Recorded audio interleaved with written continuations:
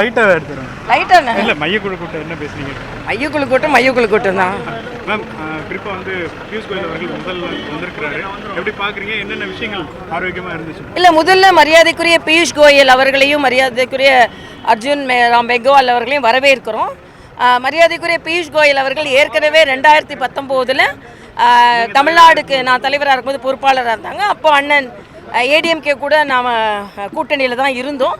அதனால் அவர் இன்னும் கொஞ்சம் இலகுவாக அவர் தமிழ்நாடை பற்றி தெரிஞ்சுறதுக்கும் அண்ணன் எடப்பாடிகிட்ட பேசுகிறதுக்கும் இன்னும் கொஞ்சம் ஈஸியாக இருக்கும் அப்படின்னு நினைக்கிறேன். மற்றபடி அவர் வந்து எப்போவுமே ஒரு ஸ்ட்ராங்காக ஆர்கனைசேஷனில் அரசியல் ரீதியாக மிகுந்த பலம் வாய்ந்த ஒரு ஸ்ட்ராட்டஜிஸ்ட்டு. அதனால் அவரோட வியூகங்கள் பாரதிய ஜனதா கட்சிக்கும் தேசிய ஜனநாயக கூட்டணிக்கும் வெற்றியை தரும் அப்படின்னு எங்களது மிக நம்பிக்கை. நிச்சயமாக தேசிய ஜனநாயக கூட்டணி வெற்றி பெறும். இல்லை, அதெல்லாம் நாங்கள் இங்கே கருத்து சொல்ல முடியாது. இதெல்லாமே எங்களோட பொறுப்பாளர்களும் தேசிய தலைமையும் இணைந்து எங்களோட கருத்துக்களையும் கேட்டு அவர்கள் முடிவு செய்வது. நாங்கள் மகிழ்ச்சியாக இருக்கிறோம். ஏன்னா தேசிய ஜனநாயக கூட்டணி நிச்சயமாக வெற்றி பெறும். ஏனென்றால் பியூஷ் கோயல் அவர்கள் தனது வேலைக்கும் பணிக்கும் அரசியல் ரீதியான பணிக்கும் மிக பிரபலமானவர் என்பது எனது மேம். டிடிவி அவர்களும் ஓபிஎஸ் அவர்களும் இணைவது குறித்து டெல்லி முடிவு எடுக்குன்னு சொல்லியிருந்தீங்க. டெல்லியே வந்தாச்சு, என்ன முடிவு எடுப்பாங்க? இல்லை, டெல்லி வந்தாச்சு. அந்த டெல்லி தான் போயிருக்காங்க பேசுறதுக்கு. நாங்கள் வந்து ஆமாம், எல்லாமே டெல்லி. நாங்கள் வந்து தேசிய கட்சியை பொறுத்த வரைக்கும் டெல்லி தலைமை தான். நாங்கள் எங்கள் கருத்துக்களை சொல்லலாம், ஆனால் முடிவெடுக்கிறது எல்லாமே டெல்லி தான். தேசிய முற்போக்கு கூட்டணிக்குள்ளாக வரக்கூடிய விரும்பக்கூடிய கட்சிகள் வரலாமா? அவங்களுக்கு அழைப்பு இருக்கா? அதிமுகவோட சேர்ந்து தான் வரணுமா? இல்லை, அது எல்லாமே நீங்கள் மரியாதைக்குரிய பியூஷ் கோயல் அவர்கள் பத்திரிகையாளர் சந்திப்பார், அப்போ கேட்டுட்டா பரவாயில்ல. அப்படியா என்ன யார்கிட்ட எத்தனை தொகுதின்னு கேட்டீங்கன்னா உங்களுக்கு எத்தனை தொகுதி வந்தது, உங்களுக்கு எத்தனை தொகுதி? நாங்க தேசிய ஜனநாயக கூட்டணியில போட்டி போடுவோம். எத்தனை தொகுதி என்பதெல்லாம் அவங்க தான் முடிவு பண்ணுவாங்க. தேசிய தலைமையும் அதிமுக தலைமையும் முடிவு பண்ணுவாங்க. இன்னைக்கு உங்களுடைய பலம் எவ்வளவுன்னு பாக்குறீங்க? எவ்வளவு தொகுதியில பாஜக நின்று வெற்றி பெறக்கூடிய பலம் இருக்கு? தேசிய ஜனநாயக கூட்டணி நிக்கிற இடங்களில் எல்லாம் வெற்றி பெறும், அவ்வளவுதான். 50 இடத்துல மேம்? அது நான் சொல்ல முடியாது. நிக்கிற இடத்துல எல்லாம் 50 தொகுதிகளை போட்டியிட்டால் தேசிய ஜனநாயக கூட்டணியில பாஜக வெற்றி பெறுமாங்கிறதா? நாங்க தேசிய ஜனநாயக கூட்டணி எங்கெல்லாம் போட்டி போடுகிறோம் அங்க வெற்றி பெறும். DMK will be rooted out. DMK இல்லாம பண்ணிடுவோம் நாங்க. மேம், நேத்து தாவேகா தலைவருக்கு ஒரு அழைப்பு கொடுத்திருந்தீங்க, பிழைக்கணும்னா எங்க கூட்டணிக்கு வாங்கன்னு சொல்லி.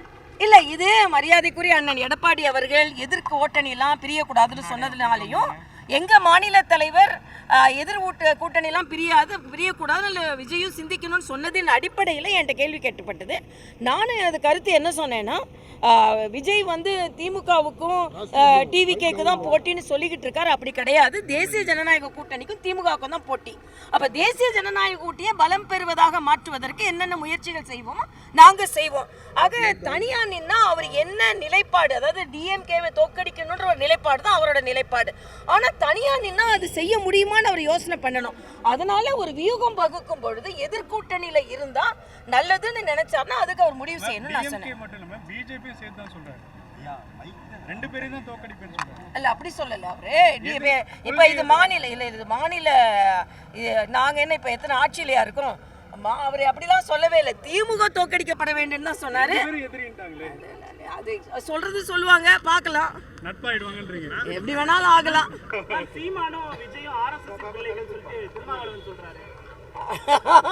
பரவாயில்ல, திருமாவளவன் வந்து இன்னும் எத்தனை ஆர்எஸ்எஸ் பிள்ளைகளை கண்டுபிடிக்க போறாருன்னு எனக்கு தெரியல.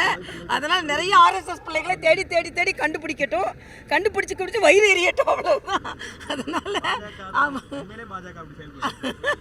அதனால அதாவது எல்லாருமே சங்கிகளா மாத்துறதுக்கு முடிச்சுக்கிட்டோம். அதனால எல்லாருமே சங்கிகள் தான் எங்களை பொறுத்த வரைக்கும். அதாவது யாரா இருந்தாலும் வேலை எடுத்து தான் அரசியல் செய்ய வேண்டும்ன்ற ஒரு நிலைக்கு வந்துட்டாங்க. நாங்க வேலை எடுத்துட்டோம். அண்ணன் திருமாவளவனுக்கு வேலை இல்லாமல் போகிறது என்பதை வேலை வைத்துக் கொண்டு காண்பிக்கிறார்கள். அப்படிதான் நான் சொல்லுவேன். என்ன கேட்டா இன்னைக்கு எல்லாரும் இந்து மதத்தை நீங்க நிந்திப்பீங்க, ஆனா வேலை கையில் எடுப்பீங்கன்னா அந்த வேலை கையில் எடுக்கும் போதே உங்களுக்கு வேலை இல்லைன்றது வேலவன் சொல்லுவார்னா நான் எடுத்துக்கிறேன். அதனால் நாங்கள் வந்து முதலிலிருந்தே வேலை கையில் எடுத்துகிட்டு இருக்கிறோம். திடீர்னு வேலை எடுத்தால் உங்களுக்கு வேலை இல்லாமல் போகுன்றது எனது கருத்து. நன்றி தம்பிங்களா. சார்பில் தமிழகத்திற்கு தேர்தல் பொறுப்பாளர்களாக 3 மத்திய அமைச்சர்கள் நியமிக்கப்பட்டிருக்கிறார்கள். அதில் இன்னைக்கு 2 பேர் வந்திருந்தாங்க. திரு பியூஷ் கோயல்ஜி அவர்களும் திரு அர்ஜுன் ராம் மெக்வால் அவர்களும் இன்று வந்து எங்களோட ஒரு மீட்டிங் ஒன்று நடத்தினோம். காலையில் ஜென்ரலான ஒரு பொலிட்டிக்கல் சிச்சுவேஷன், அலையன்ஸு, இந்த மாதிரியான விஷயங்கள் தான் டிஸ்கஷன் ஆகிருக்கு. இதை தாண்டிய மதியத்துக்கு மேலே இப்போ வந்து அவங்க என்டிஏ லீடர்ஸ் எல்லாத்தையும் பார்க்குறாங்க. இது முடிஞ்சதுக்கப்புறம் மதியத்துக்கு மேலேயும் மீட்டிங் இருக்குது.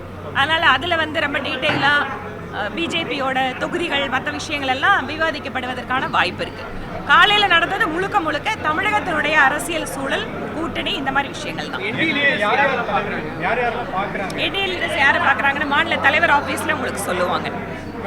நீங்க தொகுதி மாதிரி போட்டியிட போறதா ஒரு தகவல் சொல்லப்படுது. ஏற்கனவே வெற்றி பெற்ற தொகுதி, அந்த மாதிரியான வாய்ப்பு இருக்கா? அதே தொகுதியில் போட்டியிட போறீங்க? எந்த தலைவர்கள் யாரு எந்த இடத்துல போட்டிடுறாங்கிறதெல்லாம் கட்சியோட தலைமை அறிவிக்கிறது தான் இறுதியானது.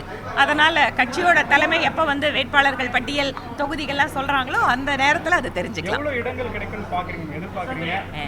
இந்த எண்ணிக்கை எந்த தொகுதி அப்படிங்கிறதெல்லாம் கட்சி தலைமை, நாங்க எங்க கருத்தை மேல சொல்லுவோம். மேல வந்து டெல்லி தலைமை என்ன முடிவெடுக்குதோ அதுதான்.